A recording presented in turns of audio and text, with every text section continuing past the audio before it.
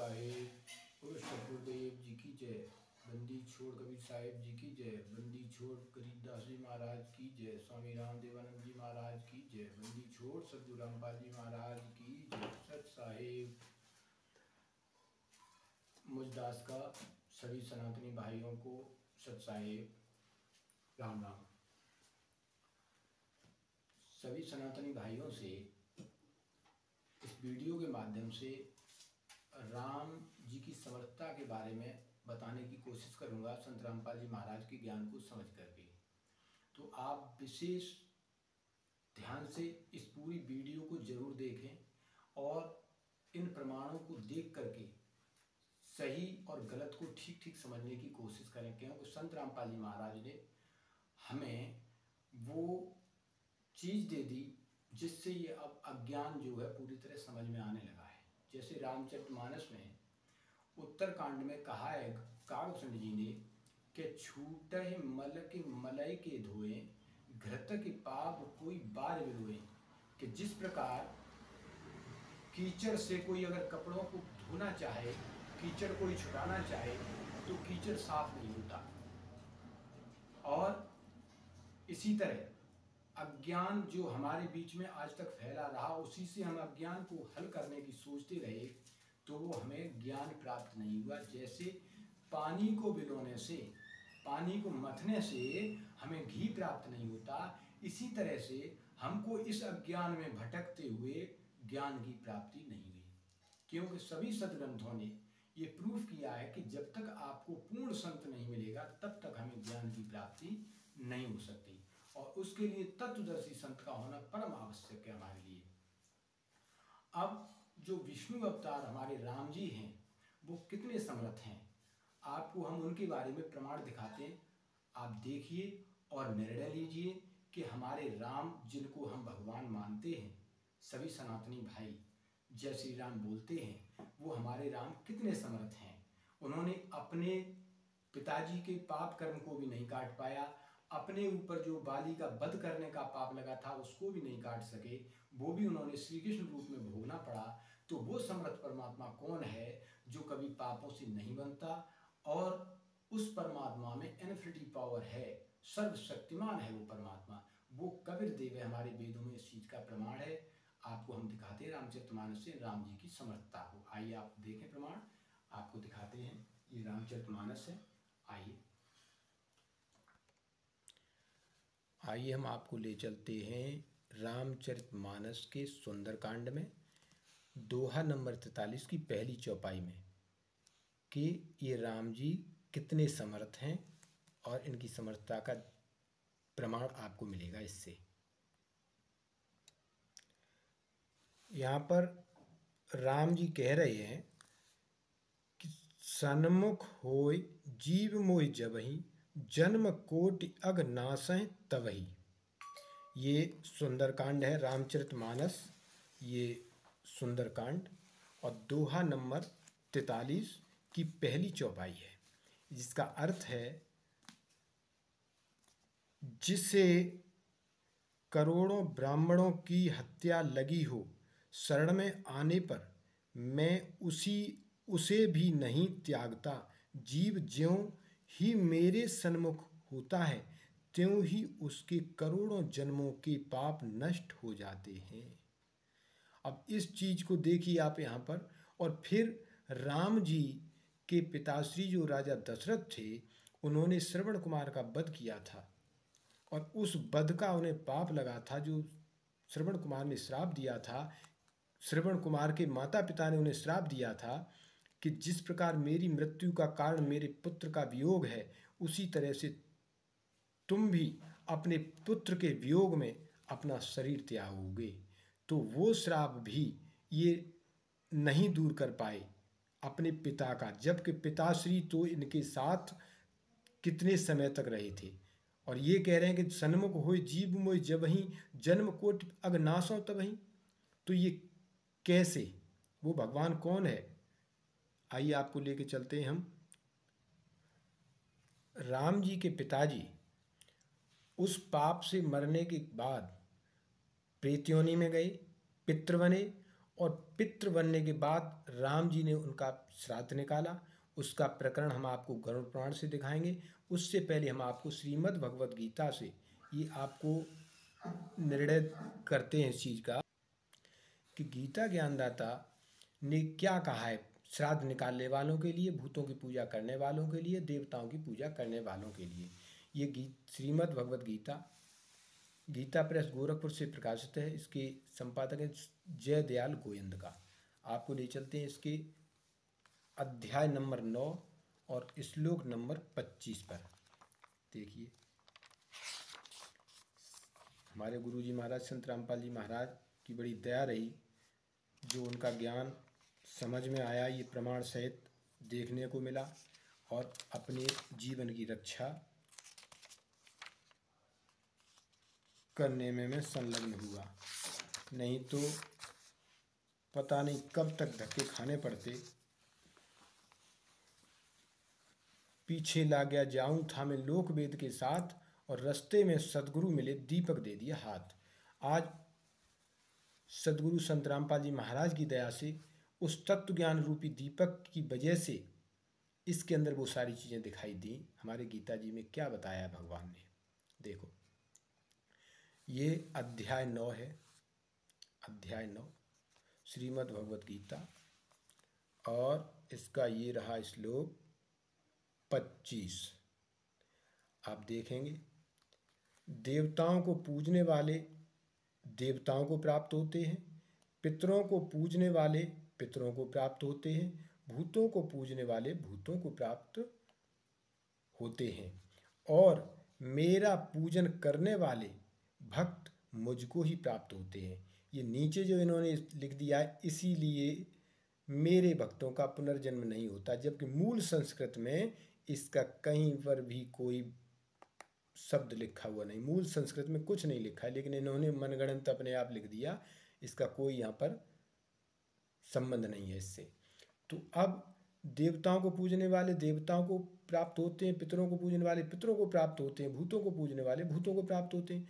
अब हमारे श्री राम जी ने अपने पिताजी का श्राद्ध निकाला था, वो आपको दिखाते हैं प्रकरण। ये संक्षिप्त गरुड़ पुराण है, सचित्र मोटा टाइप, केवल हिंदी। ये देखिए, ये गीता प्रेस गोरखपुर से प्रकाशित है, और इसके हम पृष्ठ 503 पर ले चलते हैं।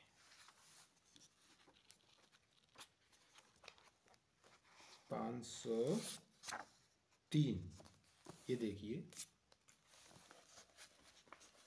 अब आपको ये देखने को मिलेगा इसमें, ये देखिए, संक्षिप्त गरुड़ पुराण पृष्ठ 502 और 503 पर प्रकरण है।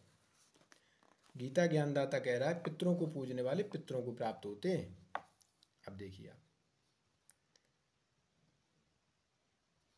गरुड़ ने कहा, हे स्वामिन, उस लोक से आकर इस पृथ्वी पर श्राद्ध में भोजन करते हुए पितरों को किसी ने देखा भी है? तो भगवान कह रहे हैं विष्णु जी गरुड़ से, हे गरुत्मन सुनो, देवी सीता का उदाहरण है।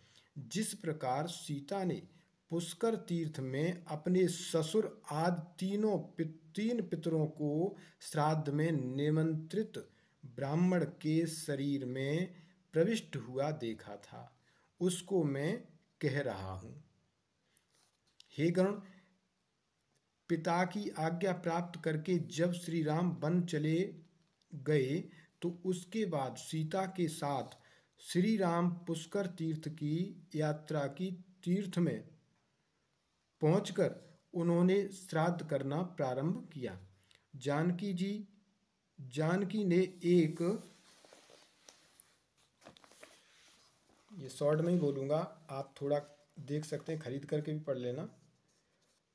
पके हुए फल को सिद्ध करके राम के सामने उपस्थित किया। श्राद्ध कर्म में दीक्षित प्रियतम राम की आज्ञा से स्वयं दीक्षित होकर सीता ने उस धर्म का सम्यक पालन किया। उस समय सूर्य आकाश मंडल के मध्य पहुंच गए और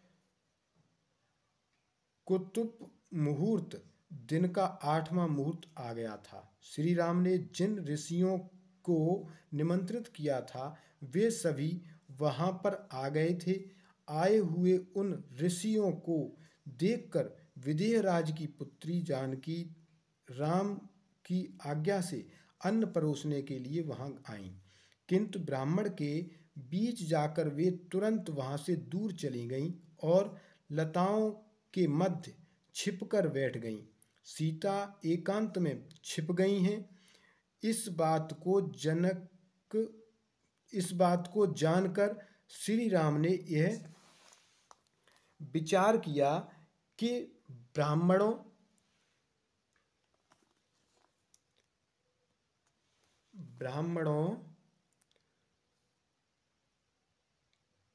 को बिना भोजन कराए साध्वी सीता लज्जा के कारण कहीं चली गई होंगी।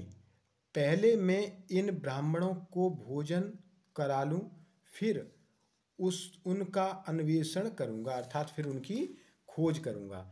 ऐसा विचार कर श्री राम ने स्वयं उन ब्राह्मणों को भोजन कराया। भोजन के बाद उन श्रेष्ठ ब्राह्मणों के चले जाने पर श्री राम ने अपनी प्रियतमा सीता से कहा कि ब्राह्मणों को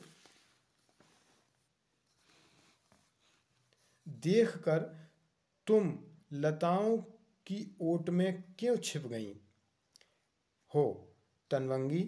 तुम इसका समस्त कारण अविलंब मुझे बताओ। श्री राम के ऐसा कहने पर सीता मुंह को नीचे कर सामने खड़ी हो गईं और अपने नेत्रों से आंसू बहाती हुई राम से बोली। सीता जी ने कहा, हे नाथ, मैंने यहाँ जिस प्रकार का आश्चर्य देखा उसे आप सुने। हे राघव, इस श्राद्ध में उपस्थित ब्राह्मण के अग्रभाग में मैंने आपके पिता का दर्शन किया, जो सभी आभूषणों से सुशोभित थे। उसी प्रकार के अन्य दो महापुरुष भी उस समय मुझे दिखाई पड़े। आपके पिता को देखकर मैं बिना बताए एकांत में चली आई थी। तो मैं अपने भाइयों से प्रार्थना करूंगा कि विचार करें कि स्वयं राम अपने पिताश्री का श्राद्ध निकाल रहे हैं और उनके दादे परदादे भी वहाँ पर तीन मौजूद हैं। उस ब्राह्मण के शरीर में प्रविष्ट हुए सीता जी ने उनको देखा और हमारे गीता जी में स्पष्ट गीता ज्ञानदाता जो ब्रह्मा विष्णु महेश के पिताजी हैं वो इस चीज़ के लिए मना कर रहे हैं। पितर भी जो है भूत प्रेतों की संज्ञा में आते हैं, लेकिन ये उनसे श्रेष्ठ होते हैं।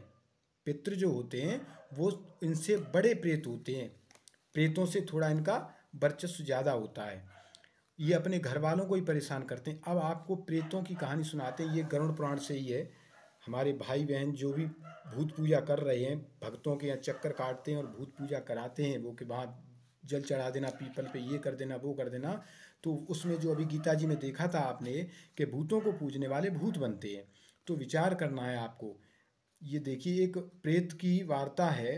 ब्राह्मण से प्रेत ने कहा कि मुझे इस प्रेत योनि से किस तरह से छुटकारा मिलेगा, वो हमें आप कोई विधान बताएं। तो ब्राह्मण ने कहा कि हम इस पृथ्वी पर भटकते रहते हैं। उस प्रेत ने जब ब्राह्मण से कहा तो प्रेत से ब्राह्मण कहता है कि पृथ्वी पर रहने वाले तो कुछ न कुछ आहार करते हैं, तुम क्या खाते हो? तो अब ये प्रेत क्या बता रहा है, थोड़ा ध्यान देना आप। हे प्रेतराज, पृथ्वी पर जो भी जीव जीते हैं वे सब आहार से ही जीवित रहते। यथार्थ रूप में तुम लोगों के भी आहार को सुनने की मेरी इच्छा है।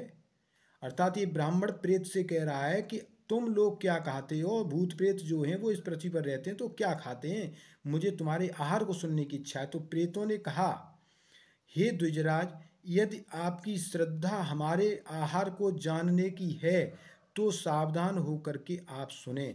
हम सभी का आहार समस्त प्राणियों के लिए निंदनीय है। जिसको सुनकर आप बार बार निंदा करेंगे। प्राणियों के शरीर से निकले हुए कफ, ध्यान देना है, बहुत विशेष संत रामपाल जी महाराज के ज्ञान को सुनकर के आपने गीता जी में स्पष्ट बोल दिया है कि प्रेत पूजने वाले प्रेत बनेंगे, भूत पूजने वाले भूत बनते हैं। अब ये प्रेत अपनी कंडीशन बता रहा है कि हम क्या खाते हैं उस ब्राह्मण देवता से। क्या कह रहा है? मूत्र और पुरीसाद अर्थात वीर, मल एवं अन्य प्रकार से उच्छिष्ट भोजन प्रेतों का आहार है। जो घर अपवित्र रहते हैं, जिनकी घरेलू सामग्रियां इधर उधर बिखरी रहती हैं, जिन घरों में प्रसूतादि के कारण मलिनता बनी रहती है, वहीं पर प्रेत भोजन करते हैं। ये आगे आप पढ़ लेना पूरा, ये 10 जनों का साथ है जिस घर में, उसी घर में प्रेत भोजन करते हैं। जहाँ गुंडा बदमाश वैसे लोग लफंगे आते जाते हैं जिस घर में, जहाँ दारूबाज रहते हैं। जो घर भूतादिक बलि, देव मंत्रोच्चार, अग्निहोत्र, स्वाध्याय तथा व्रत पालन से हीन है, प्रेत उसमें ही भोजन करते हैं।